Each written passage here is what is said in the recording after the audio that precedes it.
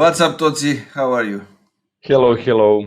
Well, it's okay. It was like busy month, but it's close. We have like few days to rest. It's some holiday time, so we have big plans for May. So we will see. We will see. More or less, it's good.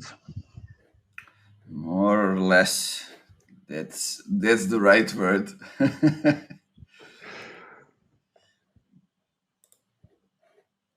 Yeah. Okay.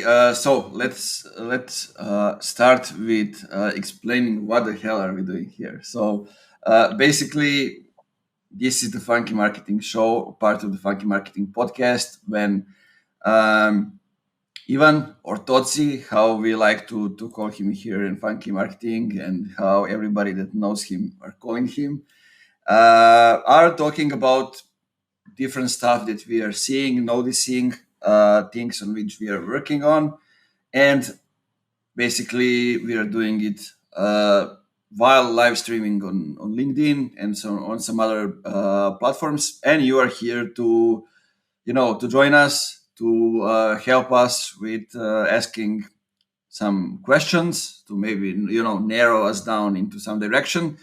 But um, we are mostly talking about B2B marketing overall. So Totsi, let's start with just kind of looking at the week behind us. Actually, it's Wednesday, but it doesn't matter. So the week behind.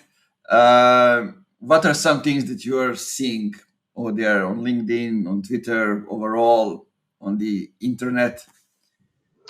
Well, that's a nice question because, as you know, we surf through so many things during the regular working week. So there are like always few interesting things. There are like some patterns we notice, and I don't know for for this week I will share with the audience one, at least for my opinion, one interesting thing. It's about as we all know, we are slowly but surely entering in new marketing era. It's like revenue marketing era. We are slowly going out from truly and fully demand generation era, and I don't know. Some things are start pointing more and more. For example, it's position of chief revenue officer, and it's like really interesting to see.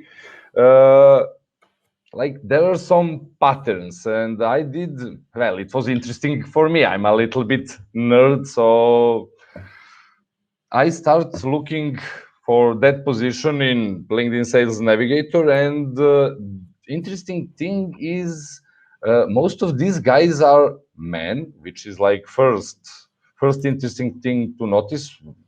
I think maybe 95% are men, and usually, I mean, like really usually, they have a strong background in sales, but in sales only.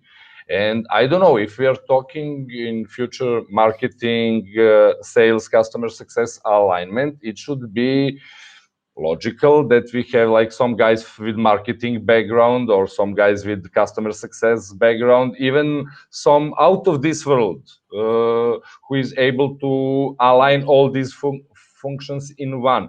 But somehow we still Yeah. seeing usually men from sales, and I don't know, from my point of view it's interesting because if we are talking about alignment, we should align all these functions in one, and we are all responsible and it should be accountable for new revenue, not only guys from sales. And I don't know, from my personal point of view, I'm pretty sure, at least from my background, because I have like some C-level experience, and I had to do sales on my own. So I think I understand sales pretty well, but I'm not sure how guy with only sales background can understand new tendencies is marketing. And I'm really interested to see what's going on, because I don't know, I'm a little bit afraid that this is like the same principle, but I will just put a new position. So I'm like old school digital marketer, and somehow I'm now a revenue marketer. Come on.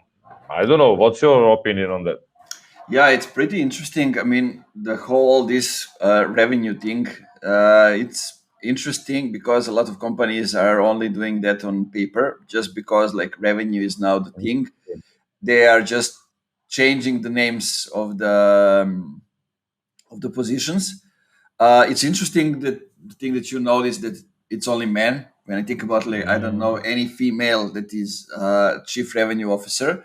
And we know Uh, many amazing female marketeers. yeah. I mean, there are many of them who are like VP of Yeah. sales, VP of marketing, or CMO, but not like chief revenue officer. And I mean, I'm seeing this in most companies the same as they have done with, um, sales representatives becoming biz dev representatives. Yes. Yes. That happened as well, and it's not the same. Somebody who is developing a business, it's not somebody who is just selling. So those are two different things. And also with chief revenue officer, yeah, I mean,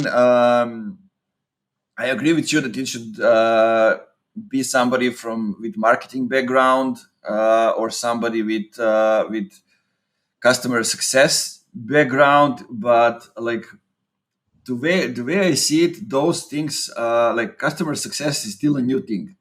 And Mhm. it's not in any industry.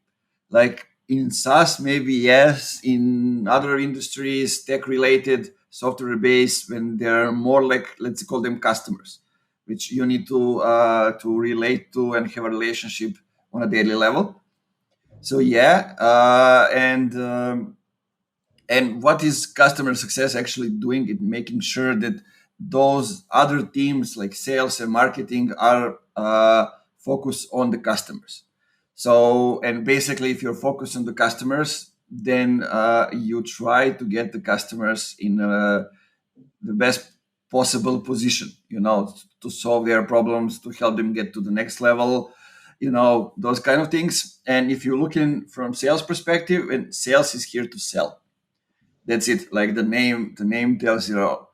Market is here to to get the traction from the market, to educate the market, and educate potential customers. So when sales have contact with them, so they can sell to the customers that are already educated. And it's way easier. And like, it's all in the names. That's at least how I'm seeing it. And even if customer success, I mean, the most natural thing is the customer success is the one who is That's true. actually leading everything. In most cases, as I'm seeing it, it's if it's not sales, the second one is marketing doing it, and that can work as well. It all depends. I already mentioned that not many companies have customer success part of the team and those kind of things. So marketing can be the one over there. But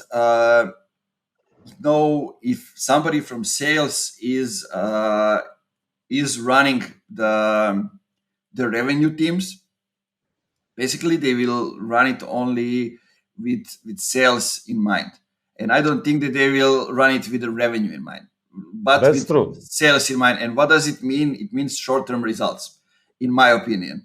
And I mean, it's not what the position requires. It requires a long-term thinking, positioning things around customers. So in a It's long different term, mindset. It's different mindset. yeah, yeah. So yeah, that's kind of my thoughts around it. And what do you think? Does it depends from the side of the company? Because it will be a little different, maybe for I don't know, 50 to 100 employees or some bigger enterprise structure. So, but again, I think the basic thing what is missing is, as you said, mindset.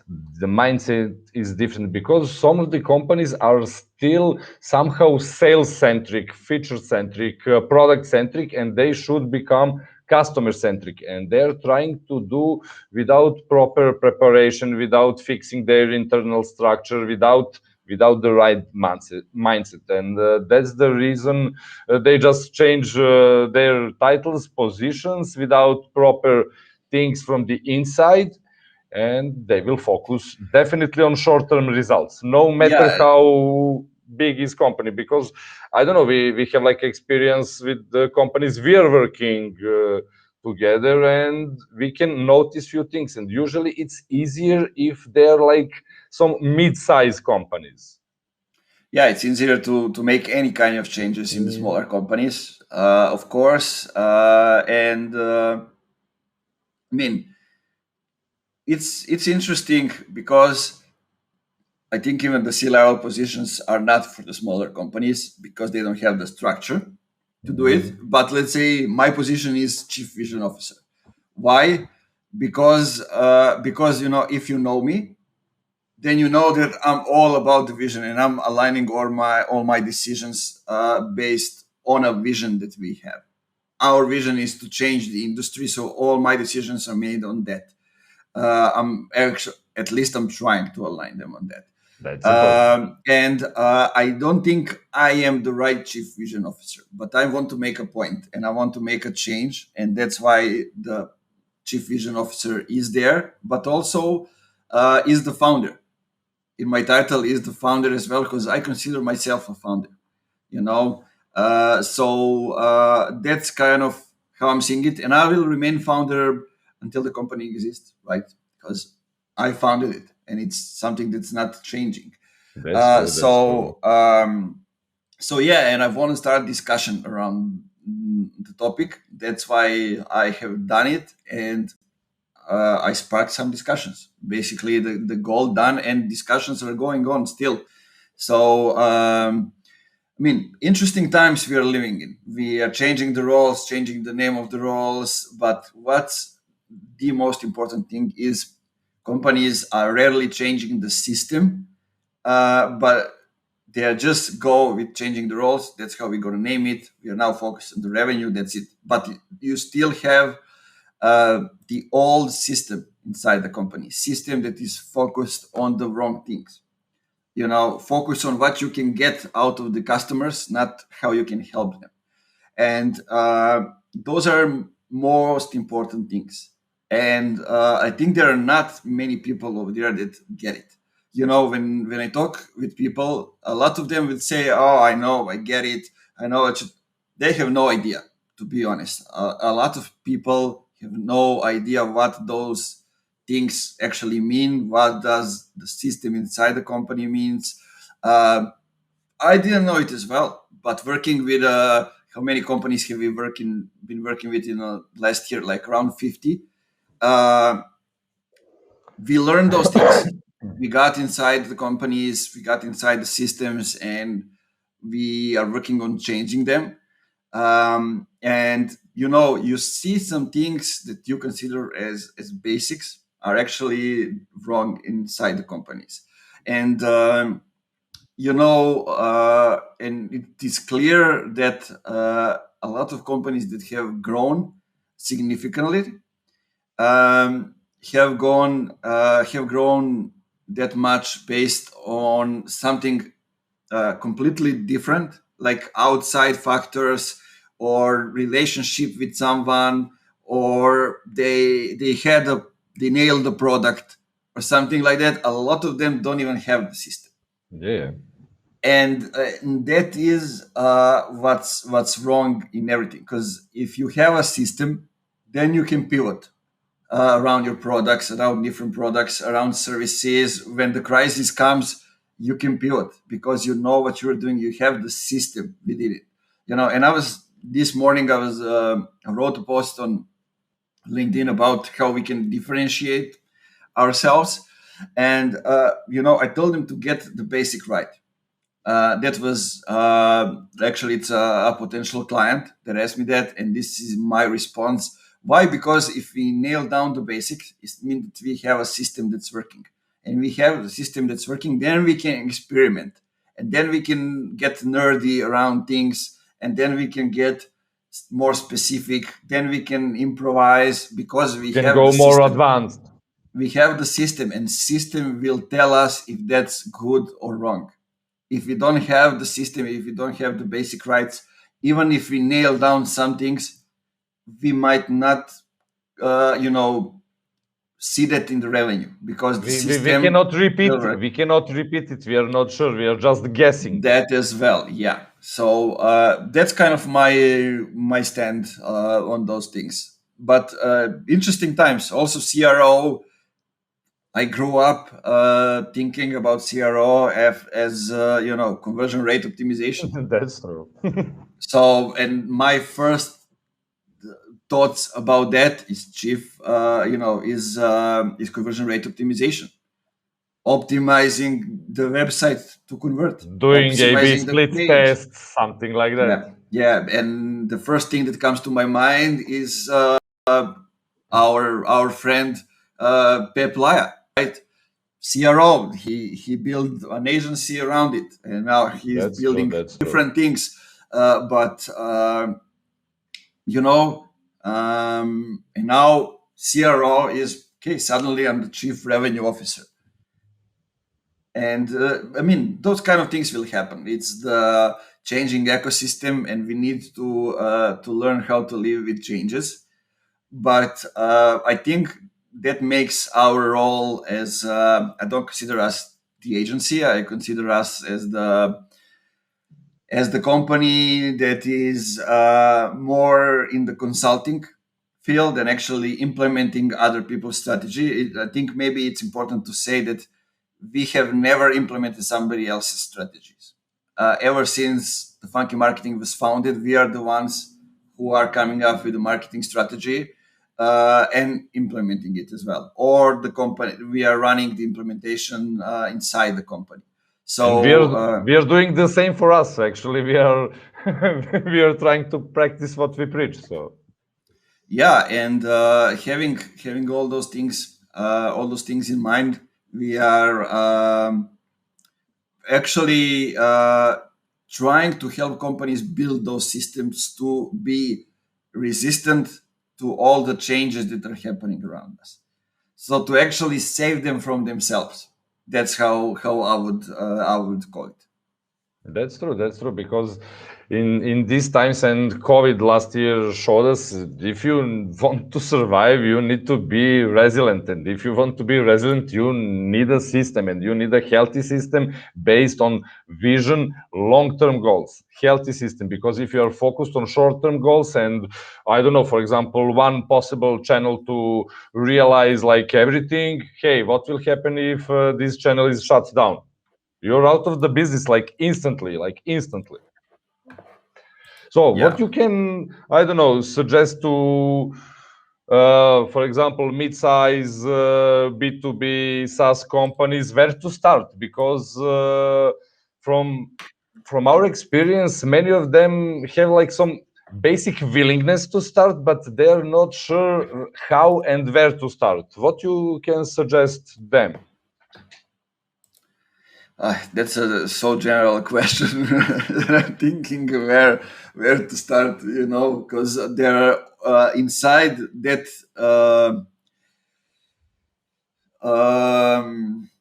definition of the companies, there are a lot of different companies. No, So that's the one thing. But I mean, I'm always saying trying if you have already done some things. Let's say it's a company that's investing in advertising, that's investing in content, doing some other stuff. It's not a company that is just starting, you know, because then it's easy. Then there's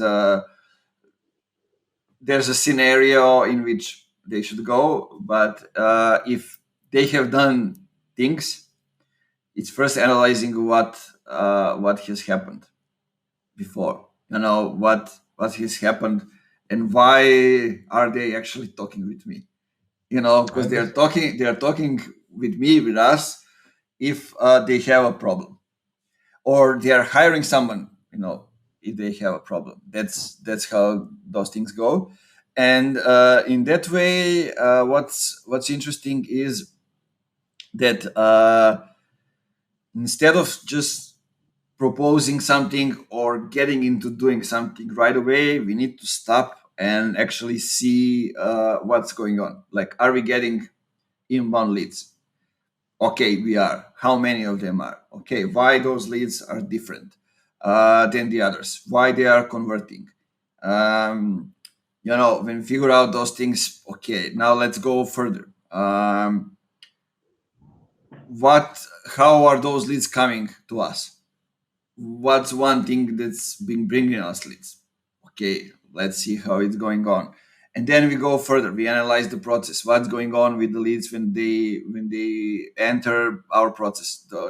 If they, I don't know, apply for a demo or they get trials, whatever it is. Like, what's going on after they click that? Who is taking the responsibility? Is the sales or is the marketing? How they are, who's responding to which things? Who is doing which part of the funnel? A lot of things needs to happen over there, and we need to It, analyze it, a it lot of sounds stuff. complicated, and I don't know. Many businesses will just try to do something else instead. They are focused on short-term results, and they will try just to put more leads into the funnel.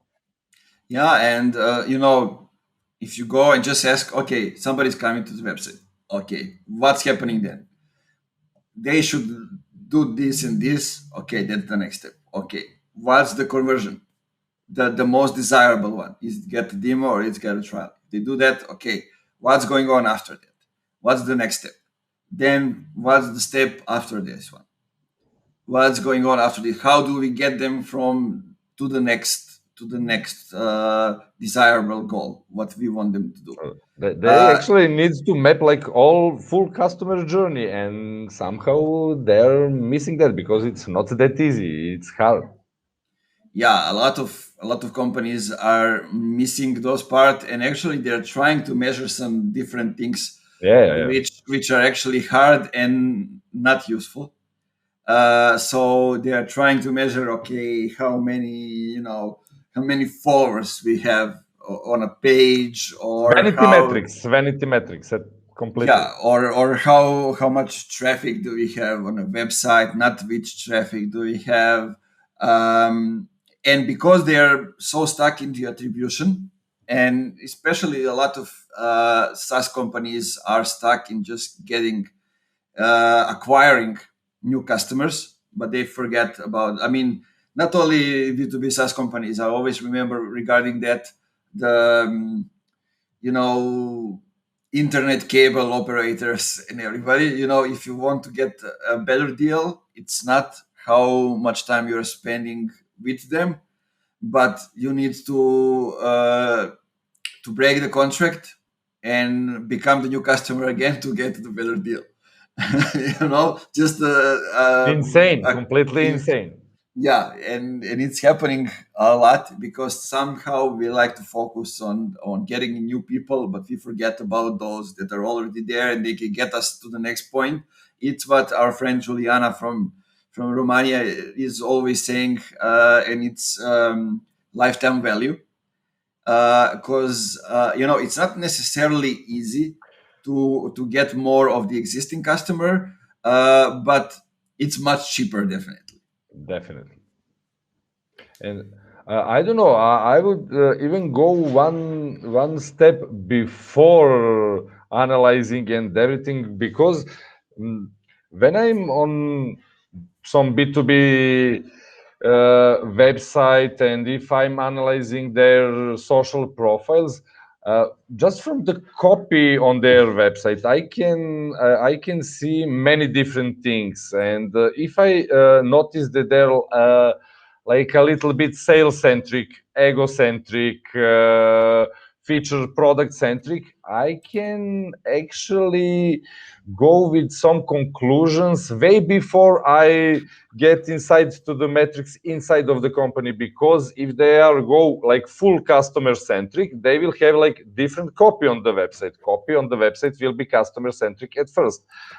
Content on their social media profiles will be completely different, and I don't know, from few like few like basic things from the phase zero, I can be pretty much sure what I will find inside when we start digging a little bit, because all you said is it's a process and it's a little bit complicated, especially when you have the right system, especially when you are focusing on short terms goals only, and when you are just want some new leads for the business, for the same funnel, from the same structure, everything. So probably that change should come first inside. And now we're back to the vision. Without the right and proper vision, we are doomed to do same things and expecting different results, which is like shortcut to nowhere.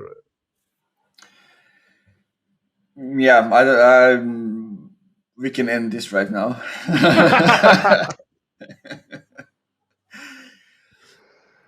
Yeah, that was a nice combo, as Yag would say, and as part of his ABM marketing podcast. Um, yeah, I mean, we have a lot more things to discuss regarding these topics, and I think we will in week by week. We'll try to to unlock some of the things that we are seeing, some of the things that we consider as wrong, and some of the things that we consider as right, not only regarding to the revenue, but also with some other things. I think 1 week we should focus on social media, personal brand, those kind of things. I think that's a good topic to discuss. Having in mind everything that's being said on the internet, and all kind of people are talking about personal brand. All kind of people are trying to build a personal brand. So we'll see what's going on. But guys, if you have any questions for us, feel free to drop them down in the comments now, or whenever you are seeing this. Possibly you may be listening on the podcast, so feel free to reach out to us on social media and drop us a message. Yeah, Totsi, what can we say for the end? Well, I don't know. I will just send a message to people to stop pretending they're like someone else and to stop try just to sell on the first go.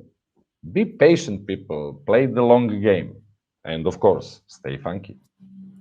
Yeah, and, I'll just add one thing that I think I didn't say that much that often. And when we started funky marketing, like my good friend Darian, if he's watching or listening, cheers. We'll grab a beer soon. But he wanted something else out of it. He wanted something that will give results fast. I wanted to play the long game, and I knew what I had in mind. I mean, from his perspective, it's totally okay. He has a family.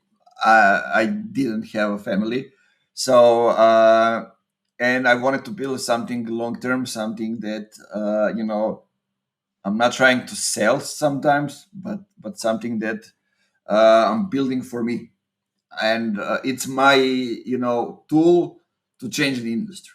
That's how I'm seeing at it. And by doing that, I had to further specify our ICP, to reject a lot of potential clients proposals and everything, just to get where we are now. And we are still doing that. We are still narrowing down things and still going to the specific path. So if you want to actually build something that will last, you need to focus on the long game. And to think about the legacy, because at the end, this is like the only thing that will stay. So think about the legacy, Yeah, this episode will be called motivational. Monkey Marketing Show, aka The Legacy. The boys are back. Okay, guys. Thank you for listening. Thank you for watching. Um, have fun during the upcoming holidays. I know it's in the whole world, like 1st of May, it's celebrated everywhere. Some of you are using it to take a rest. Some of you are actually, yeah, I think not many people nowadays are actually celebrating what 1st May is for, but it doesn't matter. I'll use it to take some rest. Tosi, I hope you do Stop. it too. I need it. I need it. Yeah, guys, cheers and talk to you next week. See you next week. Bye. Bye bye.